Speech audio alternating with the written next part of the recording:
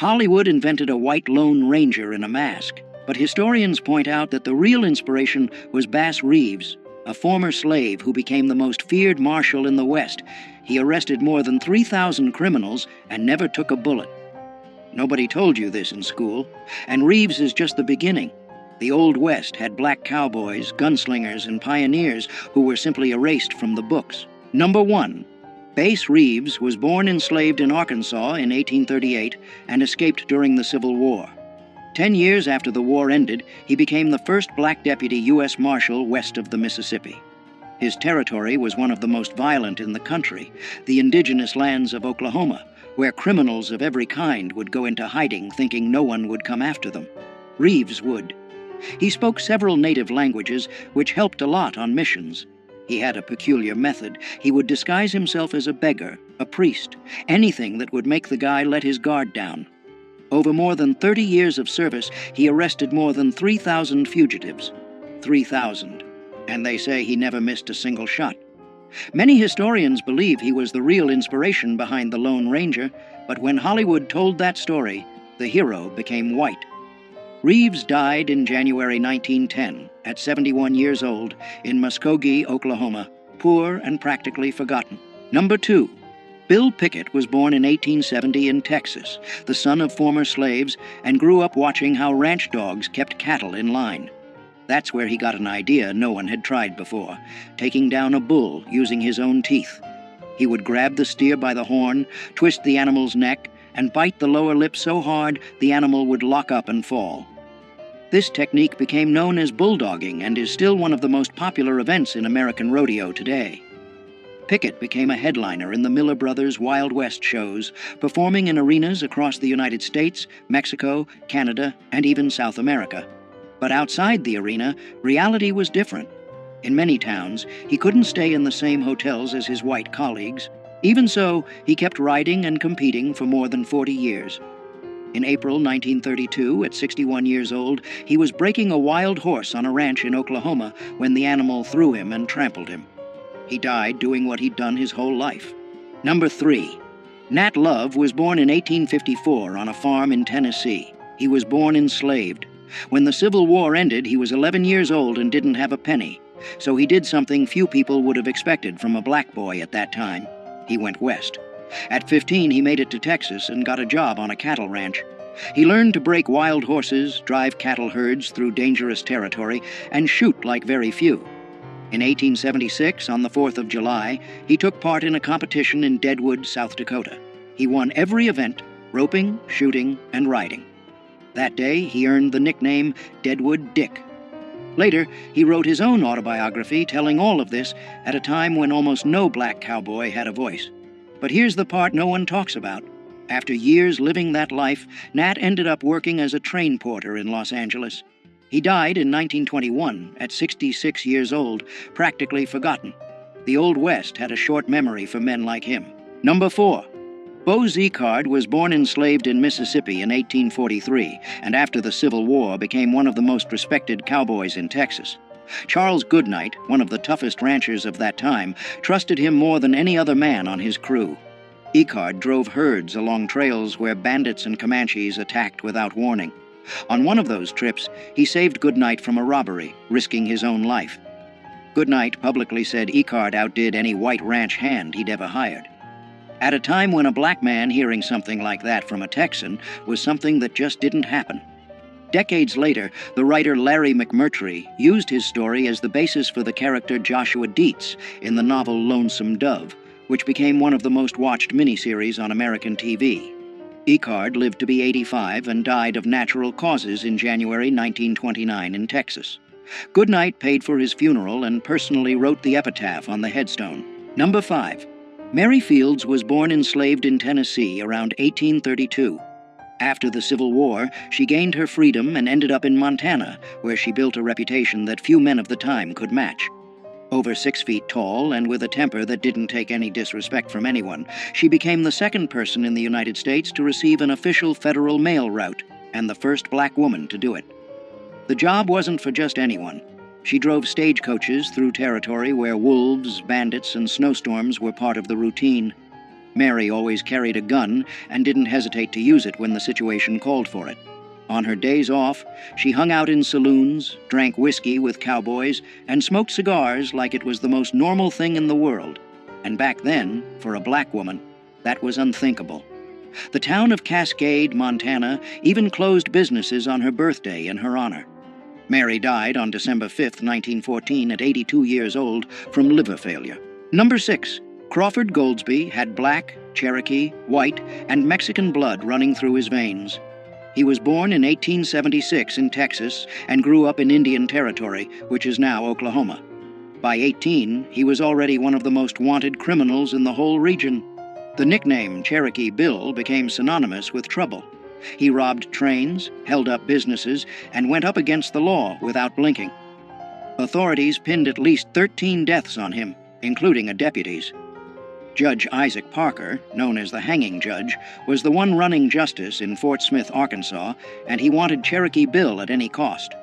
After being betrayed by someone he knew who put sleeping pills in his food, he was finally captured. Even in custody, he tried to escape and killed a guard in the attempt. On March 17, 1896, at only 20 years old, he climbed the gallows. When they asked if he had anything to say, he calmly answered that he hadn't come there to give a speech, just to die. Number 7. Isom Dart was born enslaved in Arkansas around 1849. When the Civil War ended, he was still a teenager and had nothing. No land, no money, no family who could help. So he did what many men of that time did. He headed west to try his luck. But his luck came with a price. He started out stealing cattle and horses in Wyoming, and he was good at it. He changed names like changing shirts. He lived for a while among Native Americans, learned how to disappear into the brush like he'd never existed. The authorities couldn't catch this guy. But here's the part not many people know. He tried to change his life. He bought a small ranch and tried to live honestly. The problem is, when you've got a past like that, the past comes to collect. In October 1900, Tom Horn, one of the most feared hired killers in the West, got the job to finish Isom. An ambush on Cold Spring Mountain was all it took. One clean shot, and Isom Dart went down at 51 years old. Number 8. This is George McJunkin. The guy was born enslaved in Texas in 1851 and never had access to any school.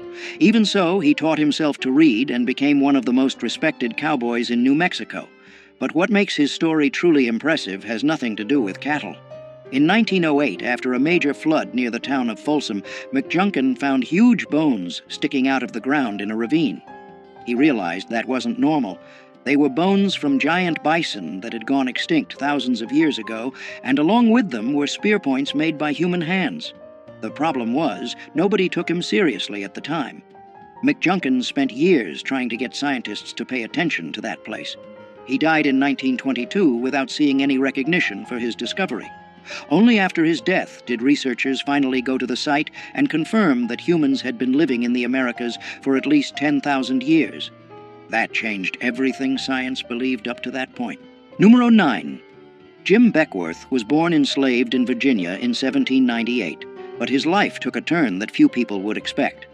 While still young, he gained his freedom and went west to work as a trapper, hunting beaver pelts in the mountains.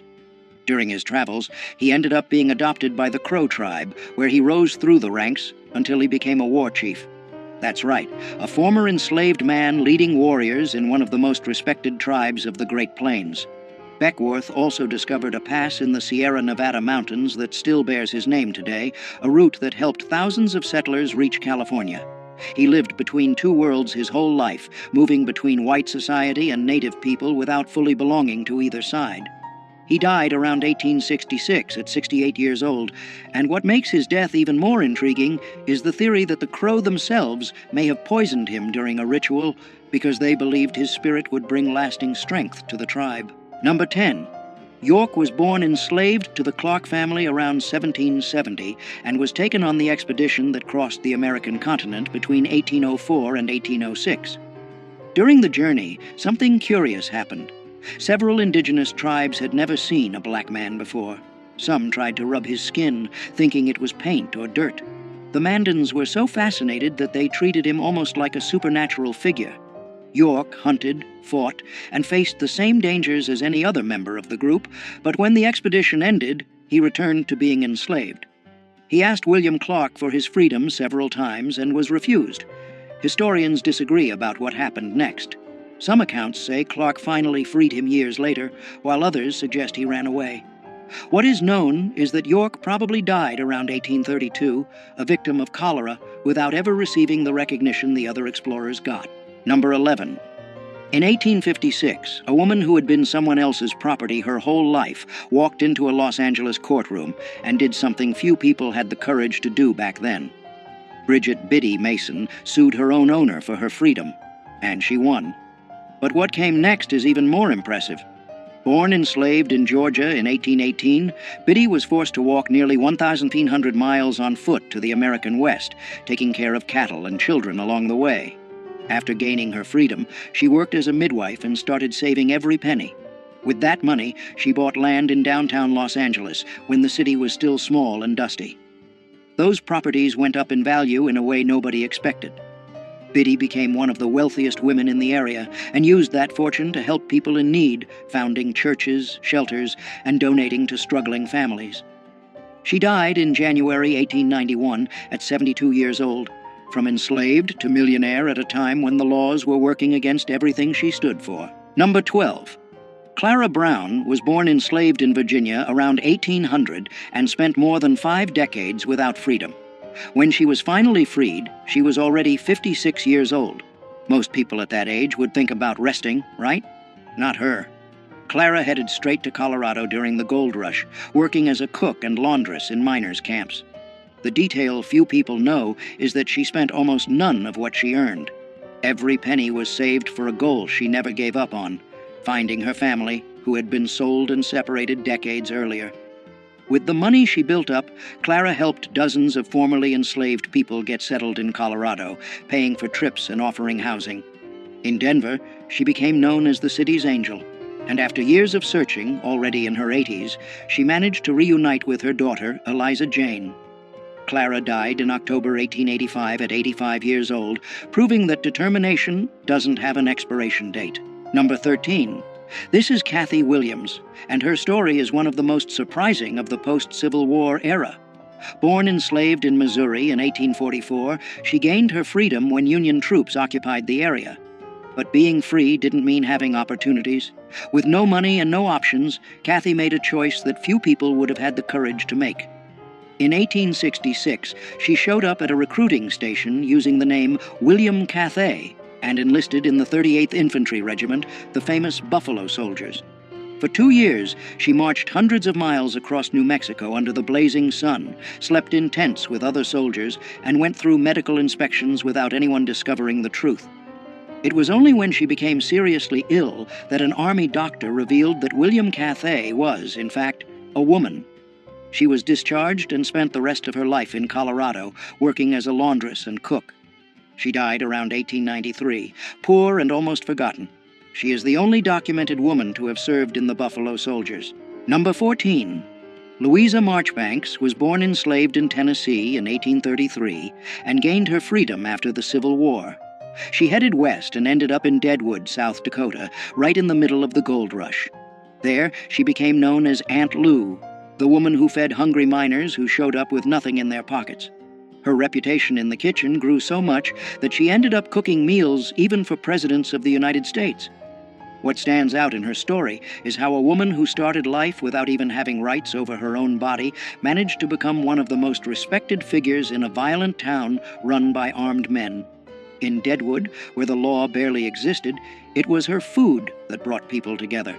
Aunt Lou later moved to Wyoming, where she kept cooking and was loved by everyone around her.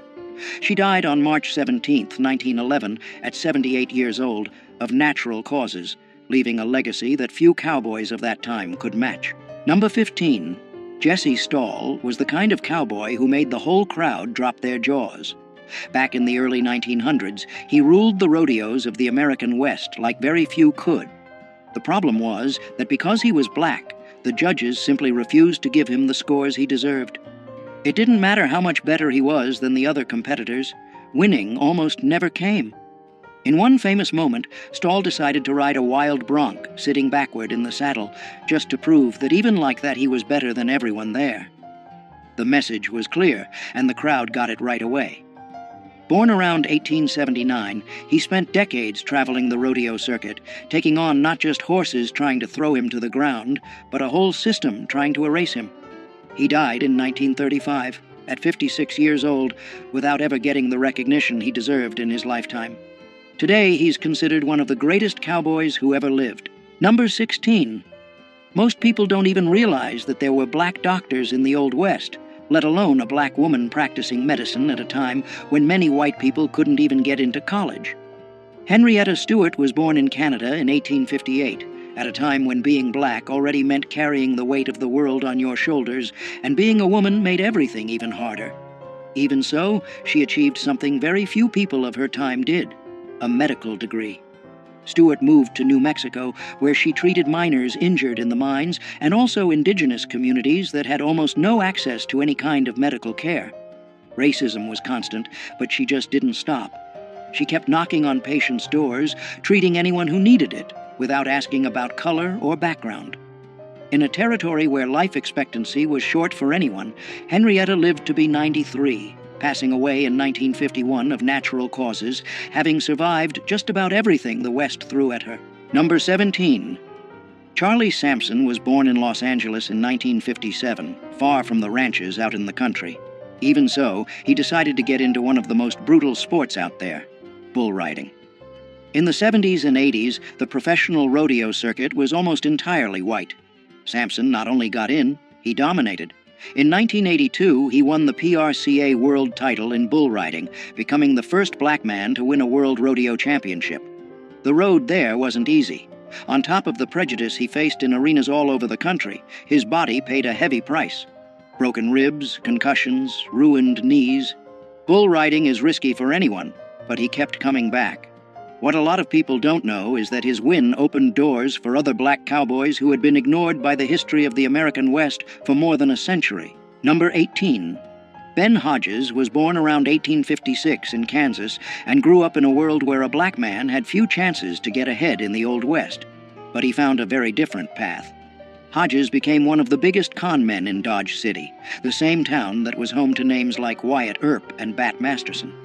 His specialty was pulling scams involving cattle and land. He even claimed to be the heir to a Spanish land grant to try to take over properties. He used his mixed heritage, part black and part Mexican, to pass as different identities depending on what the situation called for. What's most impressive is that Hodges was never locked up for any significant amount of time. He knew the laws so well that he worked the court system in his favor over and over again. The people of Dodge City knew he was a con artist, but many admitted it was impossible not to like the guy. Hodges lived until around 1929, dying of old age, something rare for anyone tied to that world. Number 19. Willie Kennard pulled off something that seemed impossible in 1870s America. At a time when black men barely had basic rights guaranteed, he became the marshal in Yankee Hill, Colorado in 1874. And it wasn't because of political connections or anyone doing him a favor. The town was being terrorized by outlaws, and nobody wanted the job. Kennard stepped up, and the community, with few options, accepted. What happened next surprised everyone. He faced 2 outlaws in separate shootouts and killed both. Crime in the area dropped drastically. Think about that for a second. A black man walking around armed with a badge on his chest, enforcing the law in the Old West just 9 years after the end of the Civil War. His story basically disappeared from the books for more than a century. Kennard died sometime in the 1880s, and the circumstances were never cleared up. To this day, little is known about his final years. Number 20. Addie Huddleston built something that few people thought was possible in the Old West. At a time when being black was already enough to have doors slammed in your face, she opened her own doors, literally. In Cheyenne, Wyoming, Addie ran brothels and made real money doing it. We're not talking pocket change. She built up property and a sizable fortune in a territory where most black women could barely get domestic work. The most curious part is how she moved between 2 hostile worlds, the underworld of saloons and brothels dominated by white men, and a society that saw her as inferior because of her skin color. Even so, Addie thrived. Powerful men in town visited her establishments, which gave her a kind of informal protection. She died of natural causes in the 1880s, something rare for anyone in that line of work. While many madams ended up broke or murdered, Addie left the scene on her own terms.